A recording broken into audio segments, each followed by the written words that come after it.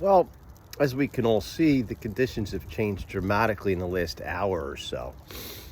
Just in the time that I went from my gym to a local delicatessen to get some hoagies and come home, the temperature dropped about 4 degrees just in that time. It's already laying out there. By the way, freaks bought up a lot of the bread, so you're already screwed. It was hard to even get certain size hoagies with all these freaks. There's not enough bread and milk this winter. But we are in for a blizzard. So, run for your lives! It's snowing! Get your bread and milk!